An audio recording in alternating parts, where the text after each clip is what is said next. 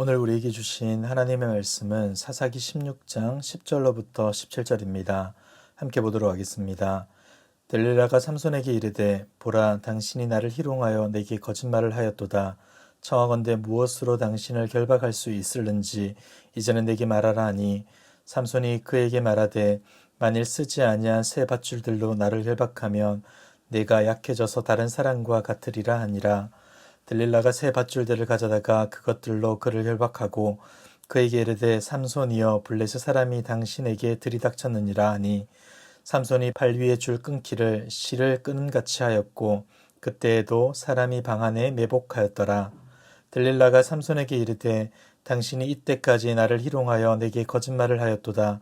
내가 무엇으로 당신을 결박할 수 있을는지 내게 말하라 하니 삼손이 그에게 이르되 그대가 만일 나의 머리털 7가닥을 배틀의 날실에 섞어 짜면 되리라 하는지라.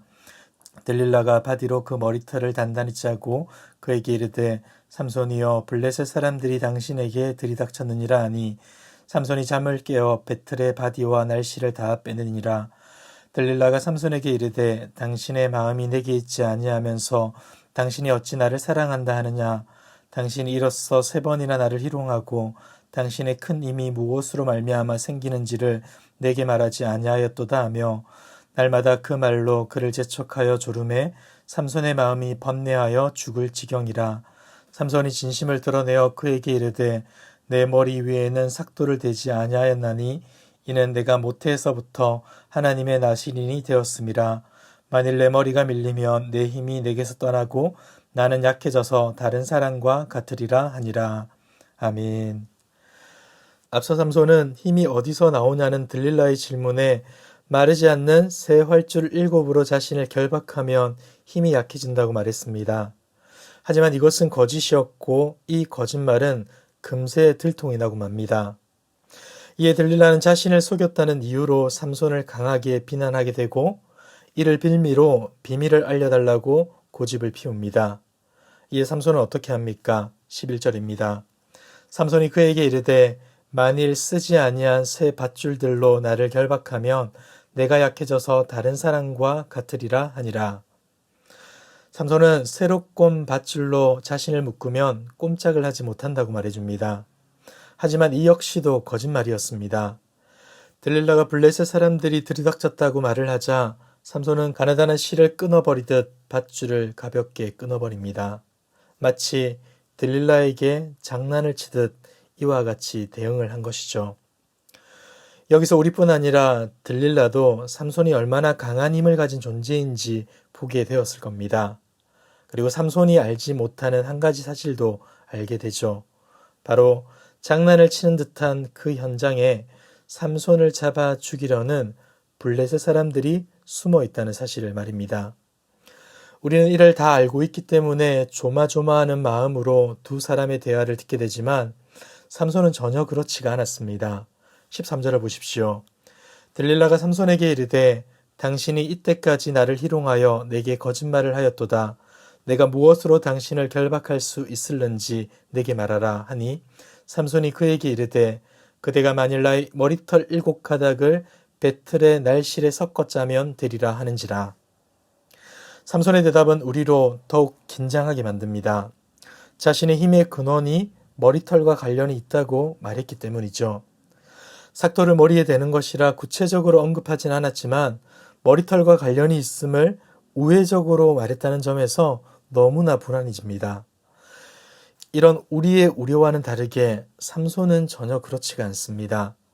들릴라와 블레셋 사람의 거래를 몰랐기 때문이기도 하고 사랑의 눈이 멀어 자신에게 일어나고 있는 일이 무엇인지 들릴라가 왜 자신의 비밀을 알기 위해 이토록 애를 쓰고 있는지에 대해 심각하게 고민을 하지 않았기 때문에 그런 것입니다. 여러분, 이처럼 죄나 욕망에 눈이 멀게 되면 함정에 빠질 위험에 처해 있음에도 불구하고 그것을 감지하지 못하게 되는 것입니다. 그런데 여기서 우리가 들릴라에게도 이상한 모습을 발견하게 됩니다. 이 정도로 속았다면 화가 나서라도 삼손에게 그만 물어볼 법도 한데 그녀는 단념하지 않고 집요하게 삼손의 비밀을 캐묻습니다. 자신을 진정으로 사랑한다면 이렇게 할 수 없다 말하며 매일 졸라대기 시작한 것이죠. 16절을 보시기 바랍니다. 날마다 그 말로 그를 재촉하여 조름해 삼손의 마음이 번뇌하여 죽을 지경이라. 삼손은 마음이 번뇌하고 죽을 지경에 이르렀습니다. 아주 힘들고 괴로웠다는 것이죠. 그도 자신의 비밀을 알려주면 위험해진다는 사실을 알았기 때문에 난처했던 겁니다. 그런데 우리는 이런 생각이 들죠. 들릴라가 이 정도로 삼손을 시험했다면 삼손이 들릴라의 의심을 조심해야 하는 것 아닌가 하는 생각이 들기 때문이죠. 그런데 그런 모습이 삼손에게는 전혀 보이질 않습니다. 들릴라로 인하여서 괴로워는 하지만 그녀의 곁을 떠나지는 못했던 것입니다.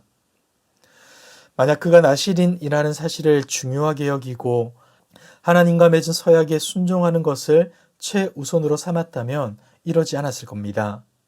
하지만 그는 사랑에 눈이 멀어서 그녀의 곁을 떠나지 못한 것이고 결국 우리가 우려했던 그것이 현실이 되고 만 것이죠. 17절입니다. 삼손이 진심을 드러내어 그에게 이르되 내 머리 위에는 삭도를 대지 아니하였나니 이는 내가 모태에서부터 하나님의 나실인이 되었음이라. 만일 내 머리가 밀리면 내 힘이 내게서 떠나고 나는 약해져서 다른 사람과 같으리라 하니라. 삼손은 들릴라의 강요에 못 이겨 자신의 비밀을 발설합니다. 힘의 근원이 머리카락에 있음을 말한 것이죠. 민수기 6장을 보시면 나실인은 서약의 표가 머리에 있다고 기록합니다. 만약 나실인이 그 서약을 어기게 되면 7일 후에 정결 내식을 하고 머리카락을 잘라야 했습니다. 이전 나실인 기간은 무효가 되고 다시 나실인 서약을 시작해야 했던 것이죠. 그리고 나실인이 서약을 마칠 때에도 머리카락을 잘라야 했습니다. 다시 말해서 머리카락을 자른다는 것은 나실인 서약이 끝났다라는 것을 의미하며 더 이상 하나님의 특별한 사람이 아니라는 것을 뜻합니다. 때문에 삼손은 이제까지 한 번도 머리카락을 자른 적이 없었던 것입니다. 그러나 결국 오늘 삼손은 하나님의 약속의 말씀보다 자신의 눈에 보기 좋은 것에 불복하게 되었고 들릴라에게 자신의 비밀을 말하고 만 것입니다. 그가 이렇게 말하자 들릴라는 어떻게 합니까? 이것이 진실임을 직감하고 블레셋 사람들에게 이것을 알려줍니다. 그리고 끝까지 침착하면서도 치밀하게 작전을 시행하게 되죠. 그녀는 삼손이 완전히 안심하도록 자신의 무릎에 그를 눕혀 재웁니다. 그리고 삼손이 완전히 안심하고 잠이 들자 블레셋 사람들을 불러서 삼손의 머리털 7가닥을 밀고 진짜 힘이 없어졌는지까지 확인을 합니다. 그리고 삼손이 보통 사람과 같아진 것을 보게 되죠. 사랑하는 성도 여러분, 오늘의 말씀을 한번 정리해 보도록 하겠습니다. 하나님께서는 대적 블레셋과 싸우도록 삼손에게 크나큰 힘을 주셨습니다. 그는 분명 비범한 은혜를 받은 사람이긴 하였지만 그에겐 하나님을 바라보며 하나님과 교제하는 거룩한 삶이 없었습니다. 도리어 자신의 힘을 자랑하였고 그곳으로 쾌락과 즐거움을 추구하며 살아갔던 것이죠. 그리고 그 쾌락을 쫓는 삶 가운데서 들릴라라는 여인을 만나게 되었고 엄청난 돈에 매수된 그녀에게서 힘의 근원이 어디에 있느냐라는 질문을 받게 됩니다. 우리가 볼 때 엄중하다 말할 수밖에 없는 이러한 상황 속에서 삼손은 마치 장난을 치듯 이런저런 거짓말을 늘어놓게 되고 결국 자신의 힘을 과시하며 스스로 거짓말했음을 보여줍니다.